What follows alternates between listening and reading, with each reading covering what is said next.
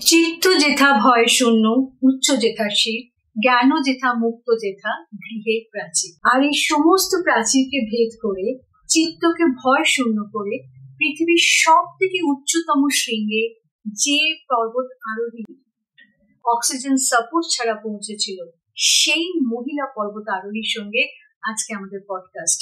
আমরা বাঙালি হিসেবে গর্বিত, আর আপনারা তাকে সবাই চেনেন। যদি দুটি কয়েক মানুষ চিনে না থাকেন, তাহলে চলুন আজকে তার সঙ্গে পরিচয় করে নিন। তিনি আমাদের প্রিয় পিয়ালি বর্ষা।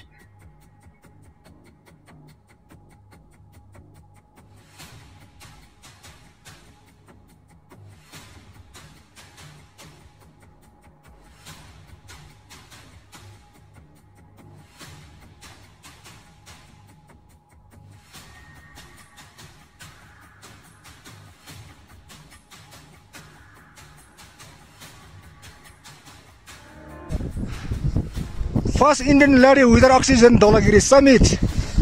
Congratulations. Whoa.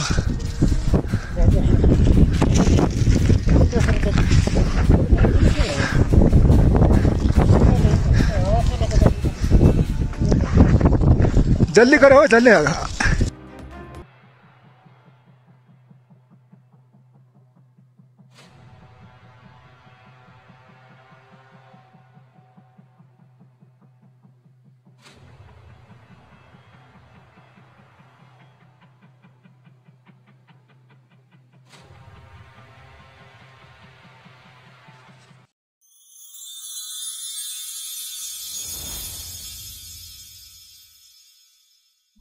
Welcome to joy of pastry Piyali.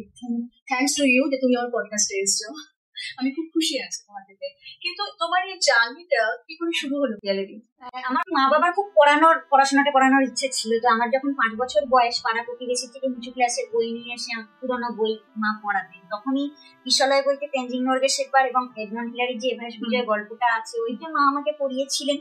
তো সেইটাতে আমার সেই এত ভালো লেগে যায় বর্ণনাটা, যেন আমিও ওনাদের সাথে এভারেস্টে পৌঁছে গেছি এবং বরফের পাথরের খাড়াই দেওয়াল বেয়ে উঠছি, এরকমই যেন মনে হচ্ছে। তো সেই থেকে আমার বায়না শুরু, মানে আমার তখন হচ্ছে এটাই আমার জীবন, এটা ছাড়া আমি বাঁচতে পারবো না, তখন থেকেই মনে হতে শুরু করে। তো তারপরে আমি বায়না খুবই শুরু করি। তারপরে তো যাই, 6 বছর বয়স থেকে যাওয়া শুরু আমার হিমালয়তে, যে কেদার, গঙ্গোত্রী, কাশ্মীর, অমরনাথ, জম্মুতে বৈষ্ণোদেবী, রোটাং পাস, তারপর সান্দার কুফালু। 6 বছর বয়স থেকেই আমি যাচ্ছি। এখন তো গ্লোবাল ওয়ার্মিং এর জন্য বরফটা অনেকই কমে গেছে, অনেক পিছিয়ে গেছে। তখন তো তুষার ঝড়ের কারণে পুরো বরফে ভর্তি হয়ে গেল। রোটাং পাসে যখন গেছি এত বরফ পড়েছে, মানে বাস আর গেল না, মাঝ রাস্তায় নামিয়ে দিয়ে চলে গেল। তো তারপর সেই সবার আফসোস যে তাহলে রোটাং পাস যাওয়া হবে না প্রচন্ড। তখন আমরা ওই বরফে ঢাল বেয়ে, এবার রাস্তা দিয়ে যদি ঘুরে ঘুরে যাই তো অনেক দূর পড়ে যাবে রোটাং পাস পৌঁছতে গেলে, হবে না। তার মধ্যে আবার বাস টাইম দিয়ে দিয়েছে যে এই বিকেলের মধ্যে ফেরত আসবেন, আমি এই জায়গাতে থাকবো। যখন আমরা শর্টকাট নিয়েছি ওই বরফে, পাহাড়ের ঢালে তখন বরফ ধুলো, সেই বরফে 10-12 ফিট বরফের দেওয়াল, সেই বেয়ে উঠে গেছি। এখানে শোনা যায় যে ওই তোমার যে স্লিপারি যে দেওয়ালটা হয়, আইসের যে ওয়ালটা হয়, সেখানে নাকি বডি পর্যন্ত, বডি থাকে ওখানে। তো আমার প্রচুর বডি, আমরা যে বেস ক্যাম্প থেকে যাওয়া শুরু করছি, অনেক বডি পেরিয়ে আমাদের ক্লাইম্ব করতে হয়। ক্যাম্প 1-এও মারা যায়, 2-তে, 3-তে, ক্যাম্প 4, সামিটের পথে, লোকসে, ইয়েতে, সব জায়গাতে অনেক বডি আছে। এবং কিছু কিছু বডি ফেডারেলটারও থেকে যায়, সেগুলো দেখতে পাওয়া যায় না। এবং ওইখানে হিলারি স্টেপে একটা বডি ঝুলছিল। তো যখন ওই রেড অ্যালার্ট জারি হয়, তখন সবাইকে বলা হচ্ছে নিচে পালিয়েছে, তুষার ঝড় আসছে। তখন আমি ডিসিশন, তখন আমার পারমিশন এসেছে। হ্যাঁ, অ্যাভালাঞ্চ হবে, আমাদের গায়ের উপর দিয়ে অ্যাভালাঞ্চ যাচ্ছিল, কারণ তুষার ঝড় হলে সাথে আবার ধসও আসবে, এটা প্রকৃতির নিয়ম। এইবারে যখন সবাই নিচে নেমে পালাচ্ছে, তখন আমি বলি যে না, আমি যাবো, চেষ্টা তো করে দেখি, কারণ এবার 20 লক্ষ টাকা জমা করা হয়ে গেছিল, আর 15 লক্ষ টাকা বাকি ছিল। এবার আমি যদি তখন সামিটটা ছেড়ে দিই, তখন এই 20 লক্ষ টাকা কিন্তু আমার পুরো গেল, আমি আর ফেরত পাবো না। তাহলে আমাদের মতো পরিবারে তো সম্ভব নয়। যদি অনেক বড় লোক হতাম বা বড় বড় কোম্পানি থেকে স্পন্সর পেতাম, সেটা আলাদা ব্যাপার ছিল। আর আমাকে ওই সময় রোটারি ইন্টারন্যাশনাল অনেকটা সাপোর্ট করেছিল, 15 লক্ষ টাকা আমাকে সাপোর্ট দিয়েছিল, বাদ বাকিটা ক্রাউড ফান্ডিং হয়েছিল। তো তাদের সবার কথা মনে করে আমি সিদ্ধান্ত নিলাম যে না, আমি তুষার ঝড়ের মধ্যেই যাবো। এবার শেরপা স্যার তো প্রথমে রাজি হচ্ছে না ওই পরিস্থিতিতে, কারণ এটা পুরোপুরি লাইফ রিস্ক, পুরো খালি এভারেস্ট, সবাই নিচে পালিয়েছে। তো তারপরে যাই হোক আমরা আরোহণ শুরু করলাম তুষারঝড়ে। তারপর এইবার কি হচ্ছে, সবাই যেহেতু নিচে ফেরত যাচ্ছে তখন এর একজন এক্সট্রা শেরপা আমাদের সাথে চলে আসছে। কারণ তখন এজেন্সিও ভয় পাচ্ছে, যে কারণ তো স্বাভাবিক যে যেখানে বাঁচেই না কেউ, তখন আমি যাবো বলছি। তো তখন ওরা বললো যে ঠিক আছে যা, সব নেমে যাচ্ছে, আর একজন শেরপাকে আমাদের সাথে দিয়ে দেয়, কারণ যদি বিপদ ঘটে তখন তো দুজন মিলে কিছু করতে পারবো না, তিনজনকে অন্তত দরকার যে কোনো বিপদকে সামাল দেওয়ার জন্য। তারপর আমরা তিনজন মিলে যাই। দিয়ে তো এবার যত এগোচ্ছি মানে তুষারঝড় আরো বাড়তে থাকছে। দিয়ে তো আমি তো অক্সিজেন ছাড়াই তো করবো ভেবেছিলাম। রোটাং পাশে আসি স্টেপ কাটিনি, মানে তখন ওই পড়েছিল যে তেঞ্জিং নর্গে শেরপা বরফে ওই ধাপ কেটে কেটে আইসেক্স দিয়ে কুচিয়ে কুচিয়ে ধাপ কেটে কেটে উঠেছিল। এবার রোটাং পাশে গিয়ে দেখছি বরফের ঢালেতে এক পা উঠছি, আবার পিছনে স্লিপ কেটে চলে গেছে। আর তখন আমরা কি যেতাম, মানে স্কুলের কেটস পরে চলে গেছি, মানে তাতে কোনো রক ক্লাইম্বিং এর যে জুতোগুলো ওই সব জুতো তো ছিলই না, ওসব জানি না। আর স্কুলের কেটস তো সে দৌড়ে দৌড়ে খেলে খেলে সব তেল এক পাই স্লিপারি একদম। এইবার কি করবো, আর আমি তো সবসময় শেরপা হবো এরকম ভাবতাম।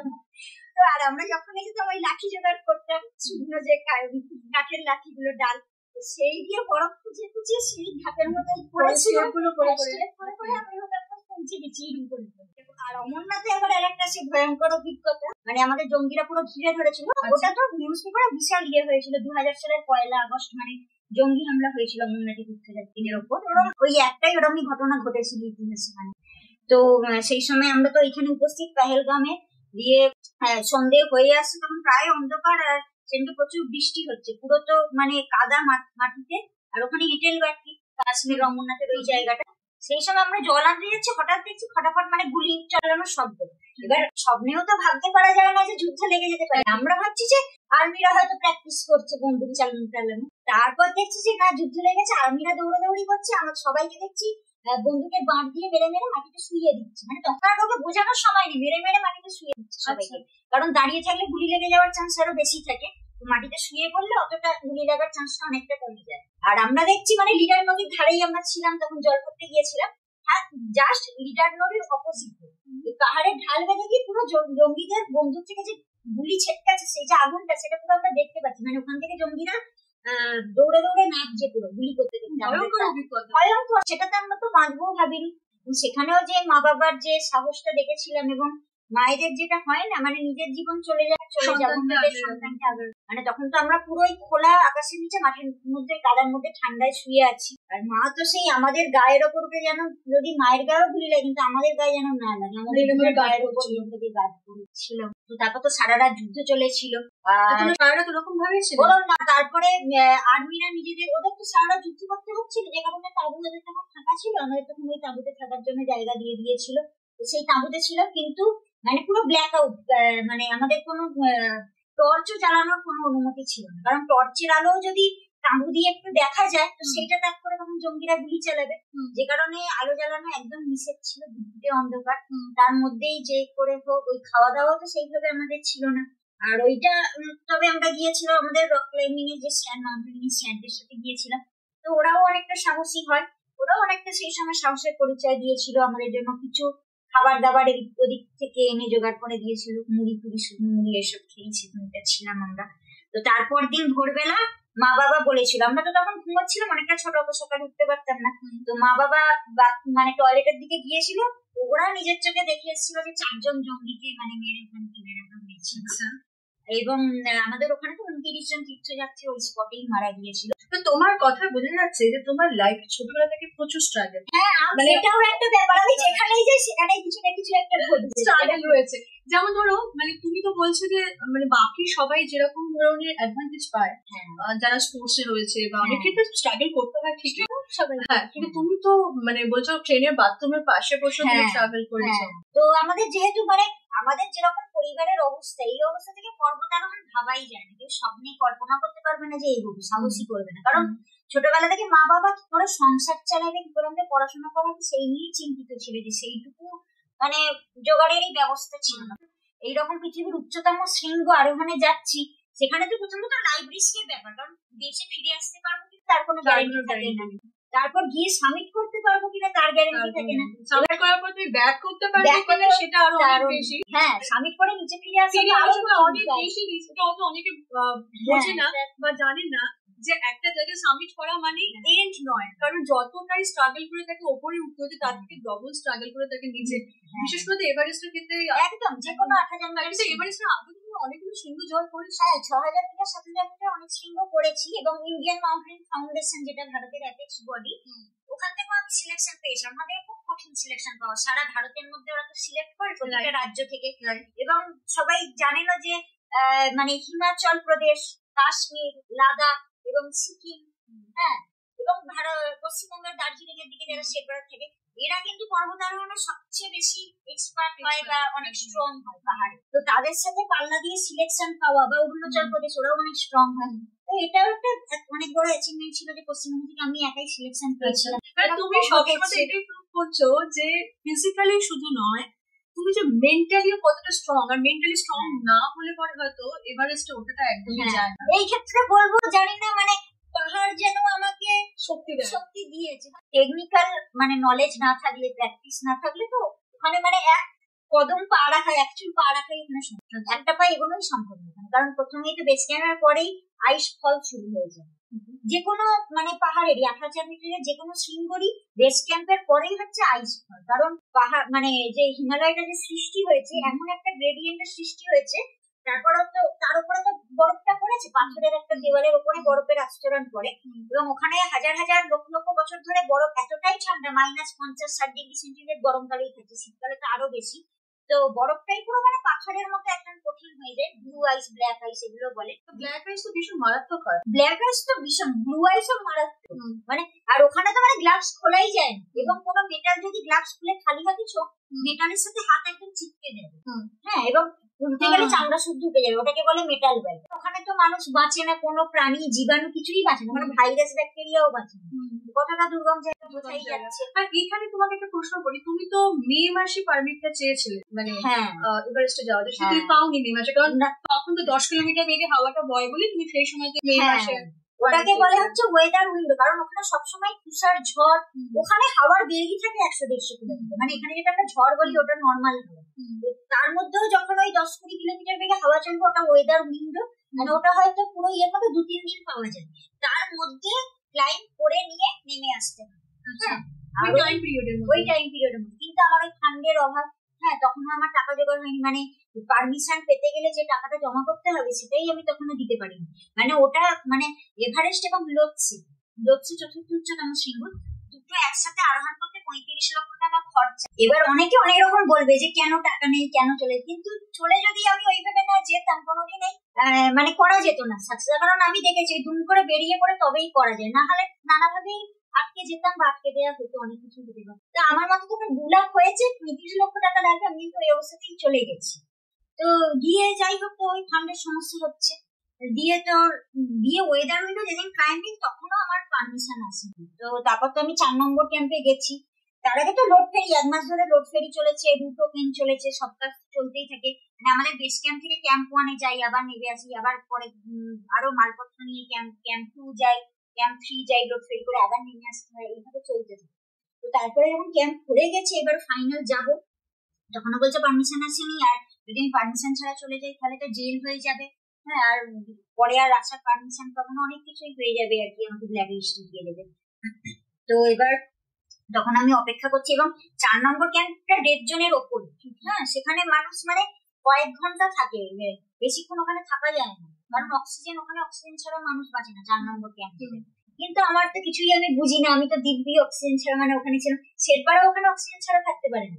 এবং ওখানে এমন হয় 4 নম্বর ক্যাম্পও পৌঁছতে হবে না, তার আগে থেকেই এমন হয়ে যায়, মানে তুমি একটা বলে, এখন তো এরকম গড়বড় করে কথা বলছি, তুমি একটা শব্দ উচ্চারণ করবে, তোমাকে 10-11 বার মানে জোরে জোরে শ্বাস প্রশ্বাস নিতে হবে, আবার একটা কথা বলবে, আবার শ্বাস, মানে তুমি কথাই বলতে পারবে না, মুখ দিয়ে উচ্চারণই হবে না, এমন ওখানে হয়ে যায়। সাবমিট করে যখন নামলাম, পুরো ঘটনাটা বলে একটা ভিডিও সেট বাই সেট করে দিয়েছিল। মানে ওখান থেকে আমি তো আবার লোৎসে গেছি, তো এভারেস্ট করে লোৎসে যাওয়ার এই মাঝখানটা ভিডিওটা সে বানিয়েছিল, তো কন্টিনিউ আমি করে গেছি। মানে আমি কোনো দমের কষ্ট, মানে এটা একটা অদ্ভুত মানে অলৌকিক ব্যাপার যে আমি কোনো দমের কষ্ট বুঝি না, এবং সেখানে আমার চোখের সামনে কত বড় বড় পর্বতারোহীদের আমি মানে হাত ফেলিয়ার হয়ে যেতে দেখেছি।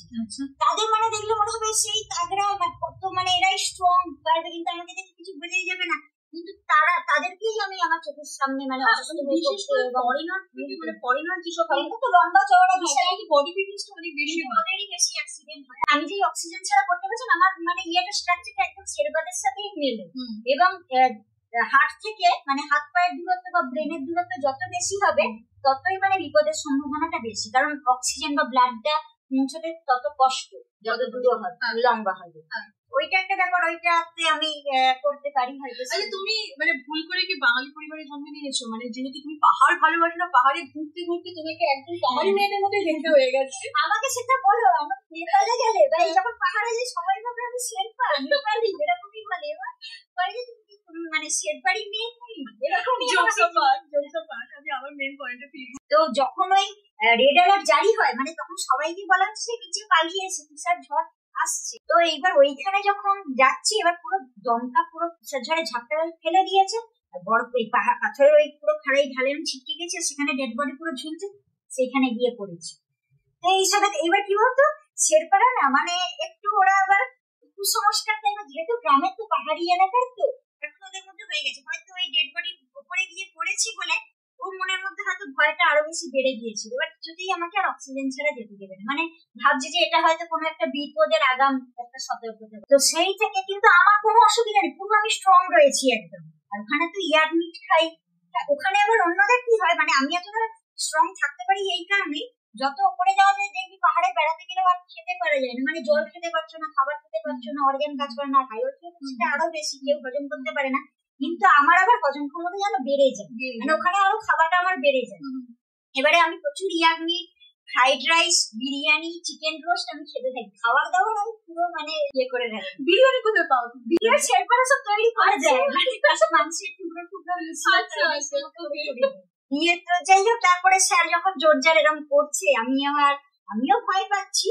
হ্যাঁ, এমনি শরীরে কোনো অসুবিধা নেই ঠিক আছে, কিন্তু মাথায় তো ওগুলো ঘুরছে। আর তার আগেই আবার স্যার এইসব গল্পগুলো শুনিয়েছে, পাসাংলাম তুষার ঝড়ে মারা গেছে 96 সালের এভারেস্ট অভিযানে সবার মারা যাওয়া যেটা। এইবার যদি আমি আবার সেকেন্ড বার যাই আমি আর কোনো ভয় পাবো না, আমি জানি যে এই তুষার ঝড়টা সেই অভিজ্ঞতাটা তোমার হয়ে গেছে। হ্যাঁ, সার্ভাইভ করে গেছি। কিন্তু 50-60 মিটার মানে সমতল এরিয়াতে 50-60 মিটার আমরা খালি চোখে দেখি। হ্যাঁ, ওখানেও তো তাই, মানে চূড়া তো দেখতেই পাবে, কিন্তু ওখানে অনেক 50-60 মিটার ক্রস করে ফেলে। কিন্তু আমরা তো হারাইবে 50 মিটার ওঠা মানে বিশাল ব্যাপার। হ্যাঁ, মানে সেটাই বোঝাতে চেষ্টা করছি যে এভারেস্ট 50-60 মিটারের যে গ্যাপটাও যে কতটা দুর্গম হতে পারে। যাই হোক, তারপর তো চূড়ায় পৌঁছলাম, কিন্তু ওইটাতে আমি খুবই ভয় পাচ্ছিলাম। চূড়াতে ভিডিও করলাম, এবার এত অনেকের পতাকা নিয়ে গেছি, কিন্তু ব্যাগ থেকে তখন বের করেছে করবো ভিডিও সেই সাহসটাই নেই। শুধু ওই আমাদের দেশের পতাকাটা হাতের কাছে ছিল, ওইটা নিয়ে ভিডিও করে নিয়ে তারপর যত তাড়াতাড়ি সম্ভব ওইখানে দেখা মানে কি হ্যাঁ, কিন্তু যেহেতু পুরো মেঘ ছিল ওই কারণে কিছু দেখতে পাচ্ছিলাম। মেঘ থাকলে তো দেখতে পাওয়া যায় না। কিন্তু তার আগে 4 নম্বর ক্যাম্প অব্দি যখন এসেছিল, ময়দান যখন পরিষ্কার ছিল, তখন নিচে যখন দেখতে পাচ্ছিলাম, তখন তো দেখছিলাম মানে ওই যে গিরি শিরাটা এরকম খাড়াই যে নেমে গেছে, আর একদম আরো নিচে যে নিচু নিচু পাহাড়ের চূড়াগুলো, মানে 6000 মিটারের চূড়া থেকে 7000 মিটারের চূড়া থেকে, সেইগুলো সমস্ত নিচে দেখতে পাওয়া যাচ্ছে।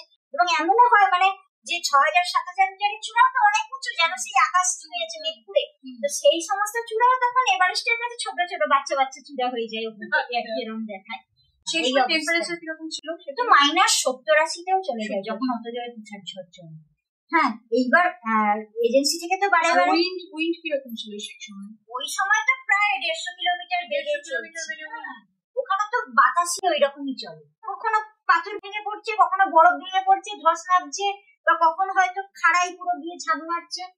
এবার মেঘের জন্য তো সাদা বরফ আর মেঘ তো সব মিশে একাকার, মানে কোথায় পা রাখছি নিজেরাও জানি না, হয়তো পা দেবো সে শূন্যে পা দিয়ে গেলাম, দিয়ে সোজা কোথায় শূন্যে তলিয়ে গেলাম, এইরকম ব্যাপার। সেখানে কোথা দিয়ে উঠেছি সেই জায়গা দিয়ে নামতে হবে, চুলের মতো জায়গাটা তো আমরা খুঁজে পাচ্ছি না, সে বিশাল অবস্থা। কিন্তু শেরপা স্যারদের এইখানেই অভিজ্ঞতা কাজে লাগে, শেরপাদের এই কারণেই দরকার, মানে ওরা এত দক্ষ পর্বতারোহী, ওরা মানে ওই অভিজ্ঞতা থেকে জানে যে আন্দাজে মেঘে কিছুই বোঝা যাচ্ছে না যে কোথায় কি, কিন্তু ওরা ঠিক বুঝতে পারছে যে ফাইন্ড আউট করে নেয়। হ্যাঁ আন্দাজেই গেল, কিন্তু যাই হোক ঠিক হয়েছিল রাস্তাটা। আমি একটা জায়গায় দেখেছি শেরপারা যখনই এভারেস্টে যায়, যে শেরপা যায় সেই শেরপার ফ্যামিলি এবং সেই শেরপার গ্রাম এভারেস্টে যাওয়ার আগে পুজো করে। হ্যাঁ সেটা তো হয়। পুজো দিয়ে তারপরে তারা এভারেস্টে যাত্রা করে। হ্যাঁ এবং আমাদের বেস ক্যাম্পেও তো পুজো দেওয়া হয়, শেরপাড়ায় পুজো তুমি কতটা ঠাকুর বিশ্বাস, মানে কতটা স্পিরিচুয়াল? ঠাকুর সেইভাবে বিশেষ বলতে পারি আমি একটু মানে অন্যরা যেমন মূর্তি পূজা করছে বা ঠাকুরকে পুজো করার ওই জিনিসটা আমি ঠিক নয়। আমি আবার কি মনে করি যে ভালো কাজ যদি করা হয়, সৎ কাজ যদি করা হয়, তাহলে যতই বাধার মুখোমুখি করি না কিন্তু জীবনে যা ঘটুক মানে ভালো ঠিক মানে ভালোটা হবে, পথ ঠিকই দেয়। শক্তি আছে, তুমি তো ফিল করো।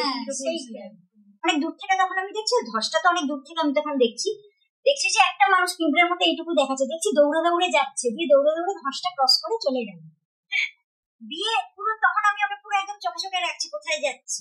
এবার আমি বললাম যে হ্যাঁ, তখন তো মানে মনে আনন্দ এসে গেল, সব ভয় কেটে গেল, সব ইয়ে হয়ে গেল যে হ্যাঁ আমরাও তো যখন মানে পাহাড়ে অভিযানে যাই, এবার ধস এলাকে আমরা কেমন ভাবে ক্রস করি, আমরা তো পুরো একটা টিম থাকি।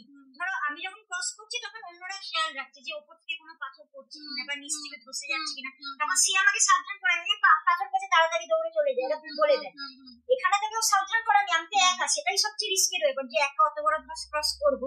কিন্তু ওকে দেখে আমার সাহস হলো যে না দৌড়ে ক্রস করা তো নিয়ম, ধস, তাহলে আমি দৌড়ে ক্রস করে যাবো, সাহস চলে এলো। এবার গিয়ে ধসটার কাছে পুরো দৌড়ে আমি ক্রসটা করলাম ধসগুলো দিয়ে, এবার দৌড় থামাইনি। এবার ওকে আমি চোখে চোখে রেখেছি যে মানুষটা কে, যে এইরকম জায়গায় কেউ কোথাও হঠাৎ করে ও কোথেকে চলে এলো, তাও আবার এরকম একটা সিচুয়েশন, হ্যাঁ, যে আমাকে এরকম একটা উদ্ধার করলো যেখানে আমার পর্বত আরোহী হবো সেই স্বপ্নটাই শেষ হয়ে যেতে বসেছিল, সেইটা কি আমাকে উদ্ধার করে দিল, সেই রাস্তা কি আমাকে দেখালো, এরকম একটা। এইবার আমি ওর পিছু নিতে শুরু করেছি, আমিও দৌড়াচ্ছি যে না লোকটা কি আমাকে মানুষটা কি আমাকে দেখতেই হবে। হঠাৎ করে ভ্যানিস, মানে আমি পুরো চোখে রেখেছি, চোখ থেকে মানে সরাচ্ছি না তার দিক থেকে। আর যাওয়ার তো একটাই ইয়ে মানে সরু যে পাহাড়ি ঢাল দিয়ে রাস্তা, সেখান থেকে সে কিভাবে ভ্যানিস হয়ে যেতে পারে। তারপর আর তো তাকে দেখতে পেলাম না, চারিদিক তাকে খুঁজছি আর পেলাম না। সত্যি একটা অলৌকিক ঘটনা। তোমার এভারেস্টে নর্মালি বেস ক্যাম্প করতে যাওয়াটাই একটা স্ট্রাগল, এবং তারপরে মেইন স্ট্রাগলটা তো বেস ক্যাম্প থেকে শুরু হয়। হ্যাঁ আমাদের তো মানে এমনি মানুষদের কি হয় যে বেস ক্যাম্প ট্রেকিংটাই, বেস ক্যাম্প হচ্ছে ডেস্টিনেশন, ওখানে পৌঁছানোটাই আসল কাজ। আর আমাদের বেস ক্যাম্প থেকে শুরু হয় এক্স্যাক্টলি ক্লাইম্বিং। এবং তার বেস ক্যাম্পের পর থেকে তো খুব কঠিন, ওখানে তো টেকনিক্যাল মানে নলেজ না থাকলে, প্র্যাকটিস না থাকলে তো ওখানে মানে এক কদম পা রাখা, অ্যাকচুয়াল পা রাখাই ওখানে সম্ভব, একটা পা এগোনোই সম্ভব না। কারণ প্রথমেই তো বেস ক্যাম্পের পরেই আইস ফল শুরু হয়ে যায়। যে কোনো মানে পাহাড়েরই 8000 মিটারের যে কোনো শৃঙ্গরই বেস ক্যাম্পের পরেই হচ্ছে আইস ফল। কারণ পাহাড় মানে যে হিমালয়টা যে সৃষ্টি হয়েছে, এমন একটা গ্রেডিয়েন্টের সৃষ্টি হয়েছে, তারপর তো তার উপরে তো বরফটা পড়েছে, পাথরের একটা দেওয়ালের উপরে বরফের আস্তরণ পড়ে, এবং ওখানে হাজার হাজার লক্ষ লক্ষ বছর ধরে বরফ এতটাই ঠান্ডা, -50-60°C গরমকালেই থাকে, শীতকালে তো আরো বেশি। তো বরফটাই পুরো মানে পাথরের মতো একদম কঠিন হয়ে যায়, ব্লু আইস, ব্ল্যাক আইস এগুলো বলে। এবং ব্ল্যাক আইস তো ভীষণ মারাত্মক হয়, ব্ল্যাক আইস তো ভীষণ, ব্লু আইসও মারাত্মক মানে। আর ওখানে তো মানে গ্লাভস খোলাই যায় না, এবং কোনো মেটাল যদি গ্লাভস খুলে খালি হাতে ছো, মেটালের সাথে হাত একদম চিপকে দেয়, হ্যাঁ, এবং উল্টে গেলে চামড়া শুদ্ধ উঠে যাবে, ওটাকে বলে মেটাল বাইট। আর ফার্স্ট বাইট হচ্ছে হাতের ভেতরেই মানে রক্ত দিয়ে সব জমে লট করে ইয়ে হয়ে যায়, হাত ওই জ্যান্ত অবস্থাতেই হাত পে জমে যায়, পাথর এরকম। আর ওইখানে হচ্ছে যেমন জলপ্রপাত, দেখো ওয়াটারফলস, মানে নদী মানে গ্রেডিয়েন্ট দিয়ে বয়ে এসছে, যখন তার খাড়ায় খুলে ঝাঁপিয়ে পড়ছে, তো বরফের গ্লেসিয়ারের ক্ষেত্রেও তাই হয়। গ্লেসিয়ার মানে হচ্ছে আইসের নদী, আইসের রিভার। তো সেটা যখন পাহাড়ের ওই চূড়া থেকে ঢাল দিয়ে ধীরে ধীরে নিচের দিকে নামছে, বেস ক্যাম্পের ওই জায়গাটাতে গ্রেডিয়েন্টটা এত খাড়াই হয়ে যায় যে ওইখান থেকে গ্লেসিয়ারটা ঝাঁপ মারছে নিচে খাড়াই হয়ে, তাই থেকে পুরো ভাঙা চোরা হয়ে যায়।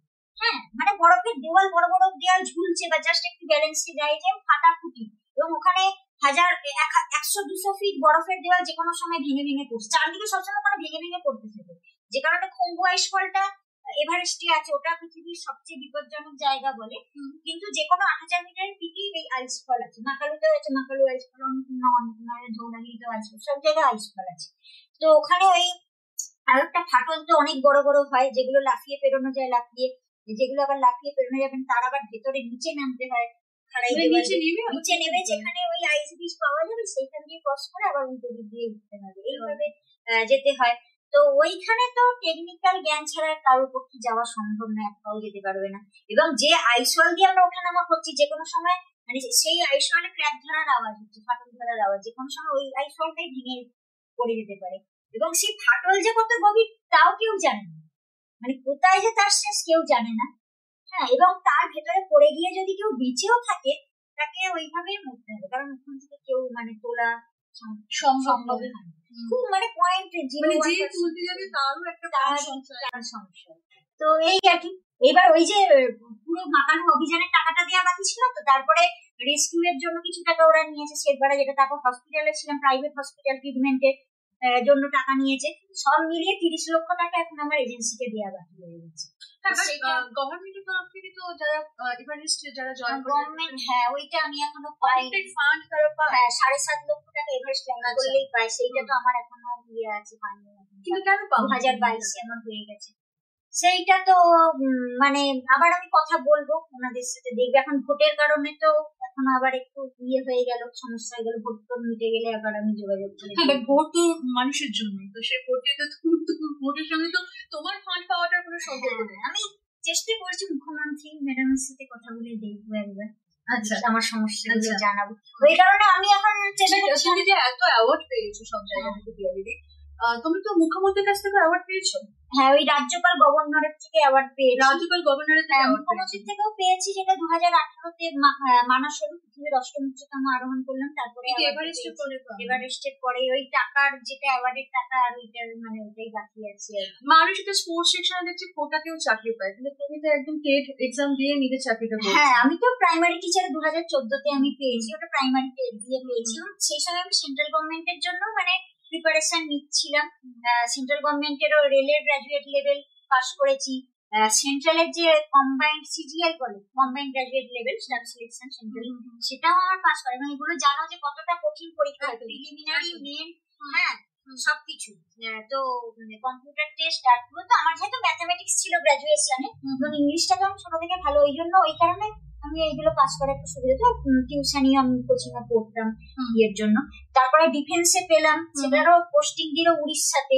এইগুলো সেন্টারগুলো সব বাইরে পোস্টিং দিচ্ছিল, কিন্তু আমার মা বাবা যেহেতু অনেকদিন ধরেই অসুস্থ, বাবা তো পুরোই শয্যাশায়ী, আর মাও বাবাকে সেবা করতে করতে মানে মাও আর নিজের খেয়াল রাখতে পারতো না, অসুস্থ অবস্থাতেও পড়ে যেত। এই পরিস্থিতি ওই জন্য ছেড়ে যেতে পারিনি।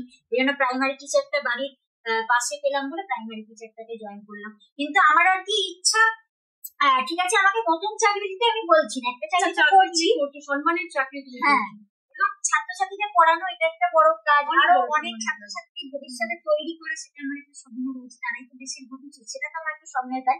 কিন্তু আমি চাইছি যে এটা, কিন্তু আমি যাতে পাহাড়ে ওঠার জন্য ট্রেনিং, প্র্যাকটিস এইগুলো যাতে করতে পারি, অভিযান করা। কারণ মানে স্কুলের অভিযান করা ফান্ডের জন্য সমস্যা হচ্ছে, ফান্ডের জন্য তো সমস্যা হচ্ছে। আমার তো আরো এখানে 30 লক্ষ টাকা দেওয়া বাকি বললাম, আমার সরকারি ব্যাংকে 20 লক্ষ টাকার মতো লোন হয়ে আছে। কারণ আমি এখনো পর্যন্ত 8,000 মিটার অভিযান করেছি, এবং যদি অ্যাভারেজেও ধরো 20 লক্ষ টাকা এক একটাতে অভিযানের খরচা, তাহলে 8টা মানে তো 1,60,00,000 টাকা খরচা হয়ে যাচ্ছে। সেখানে তো কিভাবে হিসাবে তো আসছেই না। ক্রাউড ফান্ডিং এ ধরো হয়েছে মানে 30 লক্ষ টাকা মতো বলতে পারি। হ্যাঁ, বাকিটা আমার লোন, আর বাকিটা পুরোটাই ইয়ে হয়ে যাচ্ছে, মানে লোন হয়ে যাচ্ছে। কিন্তু অন্য জায়গাটার কম্পারিজনে তোমার কি মনে হয় যে এই গভর্নমেন্টের কাছ থেকে তুমি যথেষ্ট হেল্প পাওনি? অন্য যেখানে সবাই যেভাবে পাচ্ছে সেখানে কি এই গভর্নমেন্টের কাছ থেকে? অন্যান্য তবে রাজ্যে শুনি যে তারা পায়, এবং কর্পোরেটের থেকেও অনেকটা সুযোগ পায়, গভর্নমেন্টের থেকেও পায়, কিন্তু আমার তোমার ক্ষেত্রে সেটা হয়নি। তো এইটা হওয়ার পরেও কি তুমি সামনের প্রজন্মকে উৎসাহ দেবে যে তারা? আমি চাইবো যে সরকারের যাতে এটা বোঝে, মানসিকতাটা বদলায়, তবেই তো নতুন প্রজন্ম এগোতে পারবে। এবং যেখানে আমাদের দেশে হিমালয় অবস্থিত, হ্যাঁ ভারতে হিমালয়ের বেশিরভাগ অংশটা অবস্থিত, অথচ আমেরিকার লোকজন, ইউরোপের লোকজন, সেখানে কোনো পাহাড়ই নেই, তারা সব ওয়ার্ল্ড রেকর্ড করে নিয়ে চলে যাচ্ছে। এটাও তো একটা দুঃখের। সেখানে আমরা ভারতীয়রা কোনো কিছু করতে পারছি না। তো সেটাতেই আমার আরো ইচ্ছা ছিল যাতে দেশের জন্য ওয়ার্ল্ড রেকর্ড করতে পারি। এবং যেখানে ক্রিকেটের জন্য কোটি কোটি কোটি টাকা ইয়ে করা হচ্ছে, হ্যাঁ, এবং ক্রিকেট যেখানে এত নাম সুনাম আমাদের দেশের সারা পৃথিবীতে, সেখানে পর্বতারোহণে আমার ইচ্ছা যাতে সারা পৃথিবীর মধ্যে আমাদের দেশকে 1 নম্বরে নিয়ে যেতে পারি, এটাই স্বপ্ন আমার। এই জন্য চাইবো সবাই পাশে দাঁড়ালে, এবং তারপরেও আমি সব কোনো কিছুতে তো মানে হার মানতে বা পিছিয়ে আসতে চাই না, রাস্তা কিছু না কিছু আমি বার করবোই। তো এখানেও এই অনেক সাংবাদিক এরকম রিপোর্টাররা আসছেন, তারা আমার আঁকাটাকে দেখেও খুব প্রশংসা করছেন। আঁকারও অনেক বড় বড় শিল্পীরা সাথে যোগাযোগ মানে তুমি হয়েছে। শুধু ফিজিক্যালি স্ট্রাগল করোনি, সাথে সাথে তোমার এই স্ট্রাগলিং ছবিগুলো যে তুমি যেরকম ভাবে তুলে রেখেছো, তোমার সমস্ত যে পোর্ট্রেট গুলো তুমি এঁকেছো, ছোট থেকে ক্যানভাসে যেভাবে তুমি এঁকেছো, সেগুলো তো মানে অসাধারণ। ট্রেকিং এ গেলেও সাথে করে আঁকার খাতা রং সব নিয়ে যেতাম, ওখানে বসে বসেই আঁকতাম। ট্রেকিং এর মধ্যেও ট্রেকিং এর মধ্যেও করতাম, তারপর মনের মধ্যেও রাখতাম, মনের মধ্যে সবসময় আমার পাহাড় ছবি হয়েই থাকে, সেইগুলো দিয়ে আবার বাড়িতে আঁকা করা এগুলো করতে থাকি। তো ওই মানে কিছু কিছু জায়গায় আমি ওই এখন জগদ্ধাত্রী পুজো বা দুর্গা পুজোর যার বিচারক হিসেবে নিয়ে গেছে, সেখানে অনেক আঁকার শিল্পীদের সাথেও পরিচয় হয়েছে।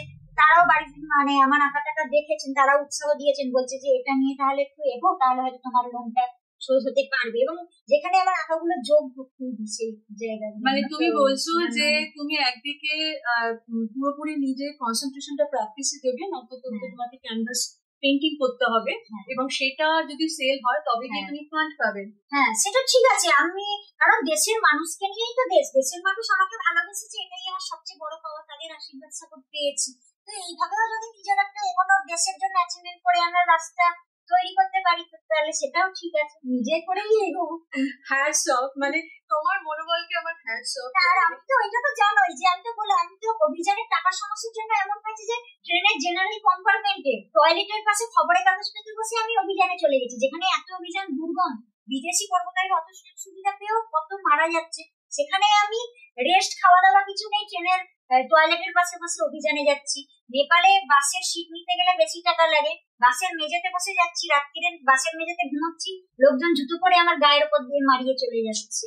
এই করে মানে কিন্তু দেশের আমার এগুলো আরো মেন আমার যেটা পাই অনুপ্রেরণা, মানে দেশের যারা স্বাধীনতা সংগ্রামী তাদের জীবনীগুলো আমি ছোট থেকে খুব পড়তাম পড়ার বইয়ের পাশাপাশি, তারা কত যে ইংরেজদের অত্যাচার সহ্য করেছেন, কিভাবে মৃত্যুবরণ করেছেন, এবং সমস্ত মনীষীরাই যারা বড় হয়েছেন কত কত জীবনে কষ্ট পেয়ে তারা তারপর বড় হতে পেরেছেন। তো তাদের জীবনীগুলো আমাকে অনেক অনুপ্রেরণা দেয় যে তারা যদি দেশের জন্য এইভাবে প্রাণ দিতে পারে, এত অমানসিক অত্যাচার সহ্য করতে পারে, সেই জায়গাতে আমি কিছুই করিনি। তো এইটুকু অন্তত মা বাবার কথা মনে করে এবং তাদের কথা মনে করে করি, লিখতে করি। হ্যাটস অফ পিয়ালিদি, তোমার মনোবলকে সত্যি মানে আমি কুর্নিশ জানাচ্ছি।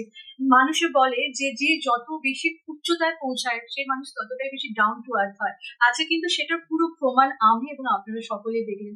পৃথিবীর সব থেকে উচ্চতম শৃঙ্গে পৌঁছে সেই মানুষটা এতটাই ডাউন টু আর্থ।